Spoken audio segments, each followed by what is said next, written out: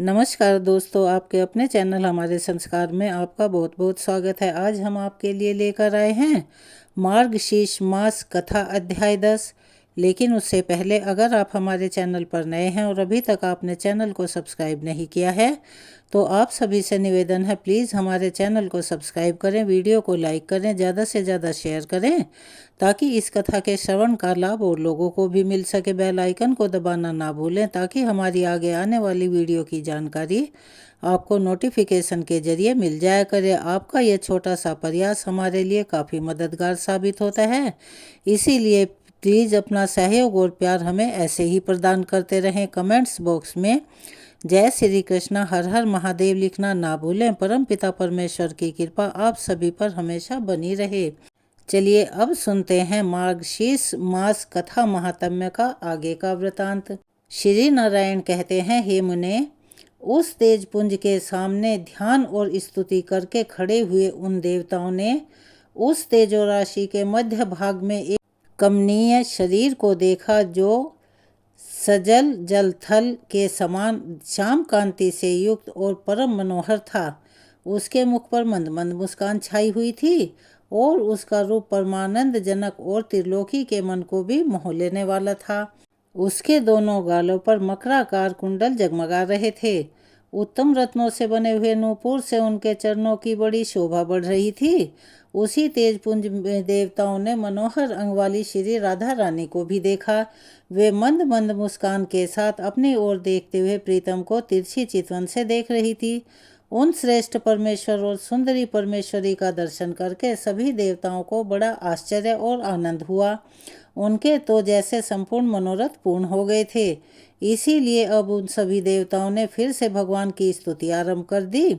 ब्रह्मा जी बोले, हे परमेश्वर, मेरा मन रूपी भ्रमर आपके चरणों में लगातार प्रेम भक्ति पूर्वक भ्रमण करता रहे। शांति रूपी औषधि देकर मेरे जन्म मरण के रोग से आप मेरी रक्षा कीजिए और मुझे सुदृढ़ और अत्यंत परिपक्व भक्ति और दासत्व भाव दीजिए।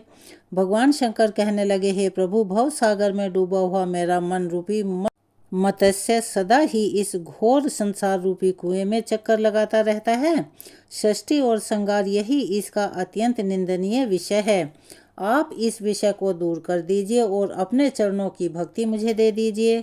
धर्म बोले, हे मेरे ईश्वर, आपके आत्मीय जनों के साथ साथ मेरा सदा समागम यानी मिलना जुलना होता रहे, जो विषय रूपी बंधन को काटने के लिए तीखी तलवार का काम करता है और आपके चरणों में स्थान दिलाने का एकमात्र कारण है। प्रभु, आप जन्म जन्म में मुझे अपने चरणों की भक्ति प्रदान कीजिए। भगवान नारायण कहने लगे, हे देव ऋषि, इस प्रकार स्तुति करके मनोरथ पूर्ण हुए। वे तीनों देवताओं कामनाओं की पूर्ति करने वाले श्री राधा वल्लभ के सामने खड़े हो गए। देवताओं की यह स्तुति सुनकर कृपा निधान श्री कृष्ण के मुखारविंद पर मंद मंद मुस्कान खिल उठी। वे उनसे हितकर और सत्य वचन में बोले, भगवान श्री कृष्ण ने कहा, तुम सब लोग इसी समय मेरे धाम में पधारे हो और यहाँ तुम्हारा स्वागत है। शिवजी के आश्रय में रहने वाले लोगों का तो कुशल पूछना उचित ही नहीं है। यहाँ आकर आप सभी निश्चिंत हो जाइए। मेरे रहते भला आपको क्या चिंता है। मैं समस्त जीवों के भीतर विराजमान हूँ, लेकिन स्तुति से ही प्रत्यक्ष होता हूँ। आपका जो भी अभिप्राय है वह सब मैं निश्चित रूप से जानता हूँ। हे देवताओं, शुभ और अशुभ जो भी कर्म है वह सब समय पर ही होगा। बड़ा और छोटा सब कार्य काल से ही संपन्न होता है। वृक्ष अपने अपने समय पर ही सदा फलते फूलते हैं और समय पर ही उनके फल पकते हैं और समय पर ही वे कच्चे फलों से लद जाते हैं। सुख दुख, संपत्ति विपत्ति, शोक चिंता तथा शुभ और अशुभ सब अपने अपने कर्मों के फल हैं और सभी समय पर ही उपस्थित होते हैं। तीनों लोकों में ना तो कोई किसी का प्रिय है और ना ही किसी का अप्रिय है। देवताओं, आप लोगों का यहाँ गोलोक में जो एक क्षण बीता है उतने में ही पृथ्वी पर 7 मनवंतर बीत चुके हैं। 7 इंद्र समाप्त हो गए हैं और इस समय 8वें इंद्र चल रहे हैं। इस प्रकार मेरा काल चक्र दिन रात भ्रमण करता रहता है। इंद्र, मनु और राजा सभी लोग काल के वशीभूत हो गए। उनकी कीर्ति पृथ्वी, पुण्य और पाप की कथा मात्र शेष रह गई है। इस समय भी भूमि पर बहुत से राजा दुष्ट और भगवान के निंदक हैं। उनके बल और पराक्रम महान हैं, परंतु समय के अनुसार सब के सब कालांत यम के ग्रास हो जाएंगे। काल इस समय भी मेरी आज्ञा से ही उपस्थित है। वायु मेरी आज्ञा मानकर ही निरंतर बहती रहती है। मेरी आज्ञा से ही अग्नि जलती है और सूर्य तपते हैं। हे देवताओं, मेरी आज्ञा से ही सब शरीरों में रोग निवास करते हैं और सभी जन्म लेने वाले प्राणियों में मृत्यु का संचार होता है। वे समस्त जलधर वर्षा भी करते हैं। मेरे अनुशासन और मेरे ही आज्ञा से ब्राह्मण में तपोधन, तपस्या में और योगी योग में निष्ठा रखते हैं।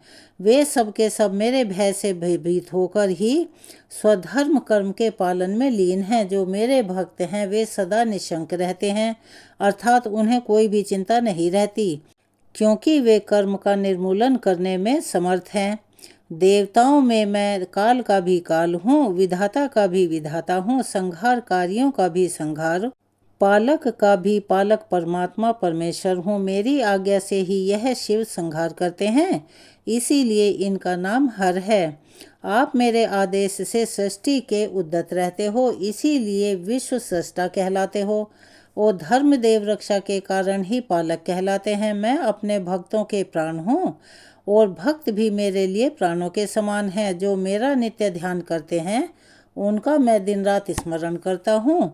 16 अरों से युक्त अत्यंत तीखा सुदर्शन नामक चक्र महान तेजस्वी है। संपूर्ण जीवधारियों में जितना भी तेज है वह सब उस चक्र के तेज के 100वें अंश के बराबर भी नहीं है। आप सभी देवता और प्राणों से प्यारी लक्ष्मी जी भी मुझे भक्तों से बढ़कर प्यारी नहीं है।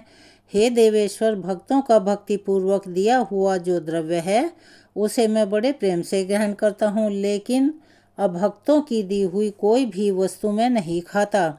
निश्चय ही उसे राजा बलि ही भोगते हैं। जो अपने पति पत्नी पुत्र आदि स्वजनों को त्याग कर दिन रात मुझे ही याद करते हैं, उसका स्मरण मैं भी आप लोगों को त्याग कर सदा किया करता हूँ। जो लोग भक्तों और गौओं और ब्राह्मणों से द्वेष रखते हैं, यज्ञों और देवताओं की हिंसा करते हैं, वे शीघ्र ही उसी तरह नष्ट हो जाते हैं जैसे जलती हुई अग्नि में तिनके स्वाहा हो जाया करते हैं। जब मैं उनका घातक बनकर उपस्थित होता हूँ तब कोई भी उनकी रक्षा नहीं कर पाता। हे देवताओं, मैं पृथ्वी पर जाऊंगा। अब आप लोग भी अपने स्थान को पधारो और शीघ्र ही अपने अंश रूप से भूतल पर अवतार लो। ऐसा कहकर जगदीश्वर श्री कृष्ण ने गोपों और गोपियों को बुलाकर मधुर सत्य और संयोजित बातें कही। गोपों और गोपियों, सुनो, तुम सब के सब नंद राय जी का जो उत्कृष्ट ब्रज है वहाँ जाओ और उस ब्रज में अवतार ग्रहण करो। राधिके, तुम भी शीघ्र ही वृषभानु के घर पधारो। वृषभानु की प्यारी पत्नी बड़ी साध्वी है, उनका नाम कलावती है। वे सुवल की पुत्री हैं और लक्ष्मी जी के अंश से प्रकट हुई हैं। वास्तव में वे पितरों की मानसी कन्या हैं और नारियों में धन्य और मान्य समझी जाती हैं। पूर्व काल में दुर्वासा के श्राप से उनका ब्रज मंडल में गोप के घर में जन्म हुआ है। अब तुम उन्हें कलावती की पुत्री होकर जन्म ग्रहण करो और शीघ्र ही नंद ब्रज में जाओ। हे कमला नयने, मैं बालक रूप में वहां आकर तुम्हें प्राप्त करूंगा। राधे, तुम मुझे प्राणों से भी अधिक प्यारी हो और मैं भी तुम्हें प्राणों से अधिक प्यारा हूँ। हम दोनों का कुछ भी एक दूसरे से अलग नहीं है, हम सदैव एक रूप हैं। मुने, यह सुनकर श्री राधा प्रेम विवल होकर वहां रो पड़ी और अपने नेत्र चकोर द्वारा श्री हरि के मुख चंद्र के सौंदर्य की सुधा का पान करने लगी। अब भगवान श्री कृष्ण ने कहा, गोप और गोपियों, तुम भूतल पर श्रेष्ठ गोपों के शुभ घर में जन्म लो। श्री कृष्ण की यह बात पूरी होते ही वहां सभी लोगों ने देखा कि एक उत्तम विमान वहां पर आ गया है। वह श्रेष्ठ मणि रत्नों के सार तत्व और हीरों से विभूषित तथा लाखों श्वेत चमर और दर्पण उस दिव्य विमान की शोभा बढ़ा रहे थे। वह अग्नि शुद्ध सूक्ष्म गेरवे वस्त्रों से सजाया गया था। सोने का बनाया हुआ वह सुंदर विमान अनुपम तेज पुंज में दिखाई दे रहा था। उस विमान से सैकड़ों सूर्य के समान प्रकाश फैल रहा था। उस पर बहुत से श्रेष्ठ पार्षद बैठे हुए थे। उस विमान में एक श्याम सुंदर कमनीय पुरुष दृष्टिगोचर हुए अर्थात दिखाई पड़े, जिनके चारों हाथों में शंख चक्र गदा और पद्म शोभायमान हो रहे थे। उन श्रेष्ठ पुरुष ने पीताम्बर धारण किया हुआ था। उनके मस्तक पर किरीट, कानों में कुंडल और वक्ष स्थल पर वनमाला शोभित हो रही थी। उनकी 4 भुजाएं और मुस्कुराता हुआ मनोहर मुख देखने योग्य थे। भक्तों पर कृपा करने के लिए वे व्याकुल दिखाई देते थे। उन्हीं के बाएं भाग में सुरमई शरीर वाली शुक्ल वर्णा मनोहरा ज्ञान रूपा और विद्या की अधिष्ठात्री देवी सरस्वती जी दिखाई दी, जिनके हाथों में वेणु और पुस्तकें थी। वे भी भक्तों पर कृपा करने के लिए बड़ी व्याकुल दिखाई दे रही थी। उन महानारायण के दाहिने भाग में शरद काल के चंद्रमा की सी प्रभा और तपाए हुए सोने की तरह कांति से प्रकाशमान परम मनोहरा और रमणीय देवी लक्ष्मी जी दिखाई दी, जिनके मुख पर मुस्कान खेल रही थी। वे भी दिव्य और अनुपम सौंदर्य से प्रकाशित हो रही थी। अपनी ओर देखने वाले नारायण देव को वह तिरछी चितवन से भी निहार रही थी। पत्नियों और पार्षदों के साथ शीघ्र ही विमान से उतरकर वे नारायण देव गोप गोपियों से भरी हुई उस रमणीय सभा में जा पहुँचे। उन्हें देखते ही ब्रह्मादि देव सब बड़ी प्रसन्नता से उठकर उनके सम्मान में खड़े हो गए। सबके हाथ जुड़े हुए थे। देव ऋषि गण साम वेदोक्त स्तोत्र द्वारा उनकी स्तुति करने लगे। उनकी स्तुति समाप्त होने पर नारायण देव आगे आकर श्री कृष्ण विग्रह में विलीन हो गए। यह परम आश्चर्य की बात देखकर सबको बड़ा विस्मय हुआ। उसी समय वहां एक दूसरा स्वर्णमयी रथ आ पहुंचा। उससे जगत का पालन करने वाले त्रिलोकीनाथ श्री विष्णु स्वयं उतरकर उस सभा में आए। उनकी 4 भुजाएं थी। वनमाला से विभूषित पीताम्बरधारी, संपूर्ण अलंकारों की शोभा से संपन्न और करोड़ों सूर्य के समान प्रकाशमान श्री विष्णु जी बड़े मनोहर दिखाई दे रहे थे। वे मंद मंद मुस्करा रहे थे। उन्हें देखते ही सभी लोग उठकर खड़े हो गए। सबने प्रणाम करके उनकी स्तुति की। इसके बाद वे भी वहीं पर श्री राधिका वल्लभ श्री कृष्ण के शरीर में विलीन हो गए। श्वेत दीप निवासी श्री विष्णु के श्री कृष्ण विग्रह में विलीन हो जाने के बाद वहां तुरंत ही शुद्ध स्फटिक मणि के समान गौर वर्ण वाले संकर्षण नामक पुरुष पधारे। वे बड़ी जल्दी में थे। उनके सहस्त्र मस्तक थे और वे 100 सूर्य के समान प्रकाशित हो रहे थे। उन्हें आया देखकर सबने उन विष्णु स्वरूप संकर्षण जी का स्तवन किया। नारद जी उन्होंने भी वहां आकर मस्तक झुकाकर राधिकेश्वर की स्तुति की। सहस्त्र मस्तकों द्वारा भक्ति भाव से उनको प्रणाम किया और फिर इसके बाद धर्म के पुत्र स्वरूप हम दोनों भाई नर और नारायण वहां गए। मैं तो श्री कृष्ण के चरणों में लीन हो गया, किंतु नर अर्जुन के रूप में दृष्टिगोचर हुआ। फिर ब्रह्मा जी, शिव जी, शेष और धर्म यह चारों वहां एक स्थान पर खड़े हो गए। इसी बीच में देवताओं ने वहां दूसरा उत्तम रथ देखा, जो कि स्वर्ण के स्वार तत्व से बना हुआ था, तरह तरह के रत्नों से अलंकृत था। अब ग्रीष्म ऋतु के मध्यकालीन मार्तंड की प्रभा को तिरस्कृत करने वाला वह श्रेष्ठ विमान मोतीमणि और हीरे के समूहों से जाज्वल्यमान प्रतीत हो रहा था। इस विमान में बैठी हुई मूल प्रकृति ईश्वरी देवी दुर्गा को भी देवताओं ने देखा, जो रत्नमयी अलंकारों से विभूषित थी और उन अनुपम तेज स्वरूपा देवी की सहस्त्रों भुजाएं थीं, जिनमें तरह तरह के आयुध शोभा पा रहे थे। उनके प्रसन्न मुख पर मंद मंद मुस्कान की छटा छाई हुई थी। वे भक्तों पर कृपा करने के लिए बड़ी ही बेचैन दिखाई दे रही थी। अपने दोनों पुत्रों के साथ सिंह की पीठ पर बैठी हुई थी। उस रथ से उतरकर पुत्रों सहित देवी ने शीघ्रता पूर्वक श्री कृष्ण को प्रणाम किया। फिर वे एक श्रेष्ठ आसन पर बैठ गई। इसके बाद गणेश जी और कार्तिकेय जी ने परात्मन शंकर जी, धर्म संकर्षण और ब्रह्मा जी को नमस्कार किया। उन दोनों देवेश्वरों को निकट आया देखकर वे सभी देवता उठकर खड़े हो गए। उन्होंने आशीर्वाद दिया और दोनों को अपने पास बिठा लिया। देवता गण बड़ी प्रसन्नता के साथ गणेश जी और कार्तिकेय जी के साथ वार्तालाप करने लगे। उस समय देवता और देवी उस सभा में श्री हरि के सामने बैठ गए। उन्हें देखकर बहुसंख्यक गोप और गोपिकाएं आश्चर्य से हैरान हो रही थी। फिर श्री कृष्ण के मुखारविंद पर मुस्कुराहट खेलने लगी। वे लक्ष्मी जी से बोले, हे सनातनी देवी, आप नाना रत्नों से संपन्न भीष्म के राजभवन में जाओ और वहां विदर्भ देश की महारानी के उदर से जन्म धारण करो। साध्वी मैं स्वयं कुंडलपुर में जाकर तुम्हारा पानी ग्रहण करूंगा। फिर वे रमा आदि देवताओं पार्वती जी को देखकर शीघ्र उठकर खड़ी हो गई। उन्होंने ईश्वरी को रमणीय रत्न सिंहासन पर बिठाया। विप्रवर, नारद, पार्वती जी, लक्ष्मी जी और सरस्वती जी, यह तीनों देवियां परस्पर यथोचित कुशल प्रश्न करके वहां एक आसन पर बैठ गई। वे प्रेम पूर्वक गोप कन्याओं से वार्तालाप करने लगी। कुछ गोपियां बड़ी प्रसन्नता के साथ उनके निकट भी बैठ गई। इसी समय जगदीश और श्री कृष्ण ने वहां पार्वती जी से कहा, सृष्टि और संहार करने वाली हे कल्याणमयी महामाया स्वरूपिणी देवी, हे शुभे, आप अंश रूप से नंद जी के ब्रज में जाओ और वहां नंद के घर यशोदा जी के गर्भ में जन्म धारण करो।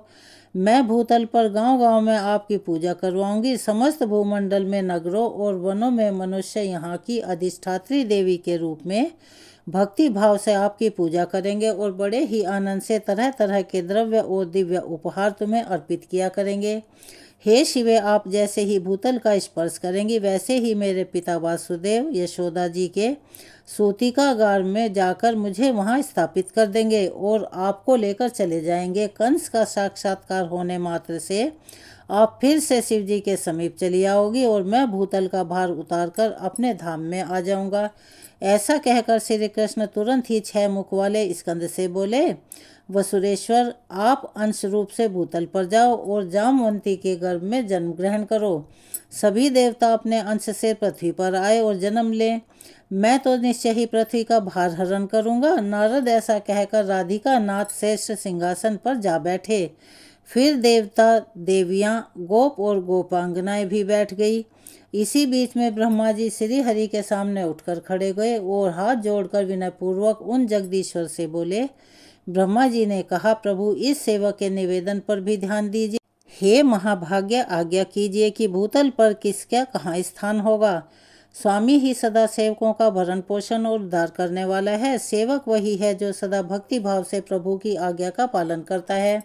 कौन देवता किस रूप में अवतार लेंगे, देवियां भी किस कला से अवर्ण अवतीर्ण होंगी, भूतल पर कहाँ कहाँ किसका निवास स्थान होगा और वह किस नाम से विख्यात होगा। ब्रह्मा जी की यह बात सुनकर जगदीश्वर श्री कृष्ण ने इस प्रकार उत्तर दिया। श्री कृष्ण भगवान बोले, हे ब्राह्मण, जिसके लिए जहाँ स्थान होगा वह विधिवत बता रहा हूँ, ध्यानपूर्वक सुनो। कामदेव रुक्मिणी के पुत्र होंगे और शंबरासुर के घर में जो छाया रूप में स्थित है वह सती मायावती के नाम से प्रसिद्ध होगी। रति उनकी पत्नी होगी। तुम उन्हें रुक्मिणी नंदन प्रद्युम्न के पुत्र होंगे और तुम्हारा नाम अनिरुद्ध होगा। भारती शोणितपुर में जाकर बाणासुर की पुत्री होगी। जगदीश्वर अनंत देवकी के गर्भ से आकृष्ट होकर रोहिणी के गर्भ से जन्म लेंगे। माया द्वारा उस गर्भ का संकर्षण होने से उनका नाम संकर्षण होगा। सूर्य, तनया, यमुना, गंगा के अंश के साथ भूतल पर कालिंदी नाम वाली पटरानी होंगी। तुलसी आधे अंश से राजकन्या लक्ष्मणा के रूप में अवतरित होंगी। वेद माता सावित्री नग जात की पुत्री सती सत्या के नाम से प्रसिद्ध होगी। वसुधा सत्यभामा और देवी सरस्वती शैव्या होंगी। रोहिणी राजकन्या मित्रविंदा होंगी। सूर्य पत्नी संज्ञा और कला से जगत गुरु की पत्नी रत्नमाला होंगी। स्वाहा एक अंश से सुशीला के रूप में अवतीर्ण होंगी। यह रुक्मणी आदि 9 स्त्रियां होंगी। आज की कथा का वृतांत को हम यहीं विराम देते हैं। आने वाली अपनी वीडियो में भगवान श्री कृष्ण ने जो जो आदेश जिस जिस को रूप धारण करने के लिए दिया उसका वर्णन हम उसमें सुनाएंगे। कृपया उसका इंतजार कीजिए। अब हम करते हैं कृष्ण चालीसा का पाठ। बंशी शोभित कर मधुर नील जलद तन श्याम, अरुण अधर जनु बिंब फल नयन कमल अभिराम। पूर्ण इंद्र अरविंद मुख पीतांबर शुभ साज, जय मन मोहन मदन छवि कृष्ण चंद्र महाराज। जय यदुनंदन जय जगवंदन, जय वसुदेव देवकी नंदन, जय यशोदा सुत नंद दुलारे, जय प्रभु भक्तन के द्रग तारे। जय नटनागर नाग नथैया, कृष्ण कन्हैया धेनु चरैया, पुनि नख पर प्रभु गिरिवर धारो, आओ दीनन कष्ट निवारो। वंशी मधुर अधर धरि तेरी, होवे पूर्ण मनोरथ मेरो, आओ हरि पुनि माखन चाखो, आज लाज भारत की राखो। गोल कपोल चिबुक अरुणारे, मृदु मुस्कान मोहिनी डारे, रंजित राजीव नयन विशाला, मोर मुकुट वैजंती माला। कुंडल श्रवण पीत पट आछे, कटि किंकणी काछन काछे, नील जलज सुंदर तनु सोहे, छवि लखि सुर नर मुनि मन मोहे। मस्तक तिलक अलक घुंघराले, आओ कृष्ण बांसुरी वाले, करि पै पान पुतन हितारियो, अका बका कागा सुर मारियो। मधुबन जलत अग्नि जब ज्वाला, भय शीतल लखि तहि नंद लाला, सुरपति जब ब्रज चढ़ी रिसाई, मसूर धार वारी बरसाई। लगत लगत ब्रज चहन बहायो, गोवर्धन नख धारी बचायो, लखि जसुदा मन भ्रम अधिकाई, मुख मह 14 भुवन दिखाई। दुष्ट कंस अति उधम मचायो, कोटि कमल जब फूल मंगायो, नाथि काली यही तब तुम लीन्हे, चरण चिन्ह दे निर्भय कीन्हे। करि गोपिन संग रास विलासा, सबकी पूरन करि अभिलाषा, केतिक महा असुर संघारयो, कंस ही केस पकड़ि दय मारियो। मात पिता की बंदी छुड़ाई, उग्रसेन कहाँ राज दिलाई, मही से मृतक छहों सुतलायो, मातु देव की शोक मिटायो। भौमासुर मुर दैत्य संहारी, लाए 10 सहस कुमारी, दै भीन्ही तृण चीर सहारा, जरा सिंधु राक्षस कहाँ मारा। असुर बकासुर आदिक मारियो, भक्तन के तब कष्ट निवारियो, दीन सुदामा के दुख टारियो, तंदुल 3 मूठ मुख डारियो। प्रेम के साग विदुर घर मांगे, दुर्योधन के मेवा त्यागे, लखी प्रेम की महिमा भारी, ऐसे श्याम दीन हितकारी। भारत के पारथ रथ हाके, लिए चक्र कर नहीं बल थाके, निज गीता के ज्ञान सुनाए, भक्तन हृदय सुधा बरसाए। मीरा थी ऐसी मतवाली, पी गई विष बजा कर ताली, राना भेजा सांप पिटारी, शालिग्राम बने बनवारी। निज माया तुम विधि दिखायो, उड़ते संशय सकल मिटायो, तब शत निंदा करी तत्काला, जीवन मुक्त भयो शिशुपाला। जब ही द्रौपदी टेर लगाई, दीनानाथ लाज अब जाई, तुरत ही वसन बने नंदलाला, बड़े चीर भय हरि मुँह काला। असनाथ के नाथ कन्हैया, डूबत भंवर बचावत नैया, सुंदर दास आस उरधारी, दया दृष्टि की जे बनवारी। नाथ सकल मम कुमति निवारो, क्षमहु बेगी अपराध हमारो, खोलो पट अब दर्शन दीजो, बोलो कृष्ण कन्हैया की जय। यह 40 कृष्ण का पाठ करे उरधारी, अष्ट सिद्धि नवनिधि फल लहे पदारथ चारी। बोल श्री कृष्ण भगवान की जय। श्री कृष्ण चालीसा यहाँ पर संपूर्ण होती है। अगर आप हमारे चैनल पर नए हैं और अभी तक आपने चैनल को सब्सक्राइब नहीं किया है तो आप सभी से निवेदन है, प्लीज़ हमारे चैनल को सब्सक्राइब करें, वीडियो को लाइक करें, ज़्यादा से ज़्यादा शेयर करें ताकि इस कथा के श्रवण का लाभ और लोगों को भी मिल सके। बेल आइकन को दबाना ना भूलें ताकि हमारी आगे आने वाली हर वीडियो की जानकारी आपको नोटिफिकेशन के जरिए मिल जाया करे। कमेंट्स बॉक्स में जय श्री कृष्ण हर हर महादेव लिखना ना भूलें। आपके ये छोटे छोटे से प्रयास हमारे लिए काफ़ी मददगार साबित होते हैं, इसीलिए प्लीज़ अपना सहयोग और प्यार हमें ऐसे ही प्रदान करते रहें। धन्यवाद।